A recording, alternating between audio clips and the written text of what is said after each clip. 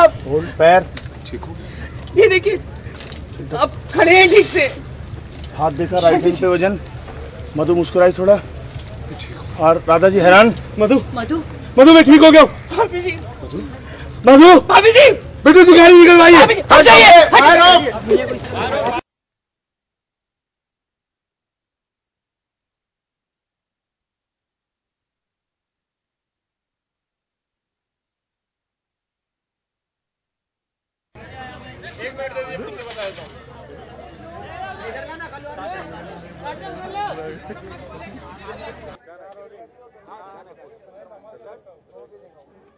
तो बताइए कि आरके प्रोडक्शन जो चल रहा था उसमें मधु के गुंडों लोग ने उनका पीछा किया था और कहीं ना कहीं उनका आरके प्रोडक्शन पूरा जल चुका है। पहले पियानो जला था, बहुत फेवरेट था उनके आरके का, और आज पूरा स्टूडियो जल गया। तो आरके प्रोडक्शन का आगे क्या कुछ होने वाला है बिट्टू जी? देखिए, जब आप किसी प्रोजेक्ट पे काम करते हैं तो उसके प्रोज एंड कॉन्स आपको अच्छी तरह से पता होते हैं। एक्सीडेंट्स होते हैं, चीज़ें मुश्किलात पैदा करती हैं, बट धीरे धीरे आप उनको ओवरकम भी कर लेते हैं, आप चीज़ों को ठीक भी कर लेते हैं। It's part and parcel of the production, don't you think so? तो आरके पैरालिसिस से कहीं ना कहीं रिजर्व कर रहे थे और वो हो चुके थे, लेकिन ये आग लगी और उसके बाद मधु को जब हाथ में लेते हैं तो आप देखते हैं अरे आरके तो ठीक हो गया। उसमें आपका रिएक्शन काफ़ी अच्छा होता है, लेकिन आरके मानने को तैयार ही नहीं कि मैं ठीक हो चुका हूँ। देखिए,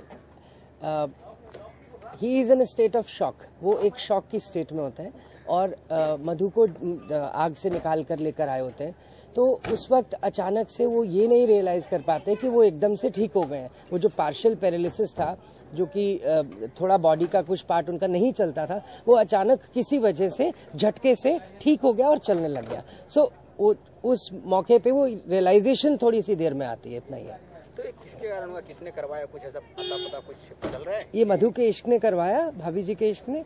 वो आग में जल रही थी, ये बचाने जा रहे थे और अचानक से झटका लगा और because of some reasons he was normal. इसके पीछे षड्यंत्र किसका था? षड्यंत्र तो अब आप सीरियल देखेंगे तो आपको समझ में आ जाएगी कि षड्यंत्रकारी लोग आरके के घर में कौन है। कौन नहीं चाहते हैं भाभी जी और आरके इकट्ठे रहें?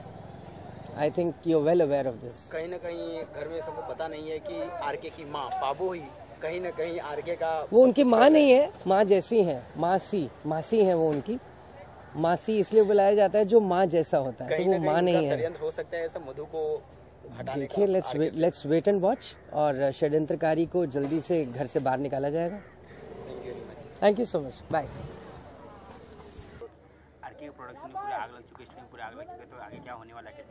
जी, अगर आपने पूरा फुटेज बराबर से ना देखा हो तो ये सीन में आग जला है। इट इज नॉट कि आरके के सेट पे आग लगी है। ये सीन था जहाँ पे फायर एक्ट है, क्लाइमैक्स है हमारे फिल्म का, तो बस वही शूट करे और उसमें कुछ प्रॉब्लम हो जाती है जहाँ पे मैं अटक जाती हूँ, तो मुझे आरके बचा लेता है और वो ठीक हो जाता है। तो आरके जब आपको बचा कर लेकर चले जाते हैं, जब बाहर आते हैं, आग से निकल जाते हैं, तो पैरालिसिस हुए रहते हैं, वहाँ पे ठीक हो जाते हैं और वहाँ पे आप मुस्कुराते हैं।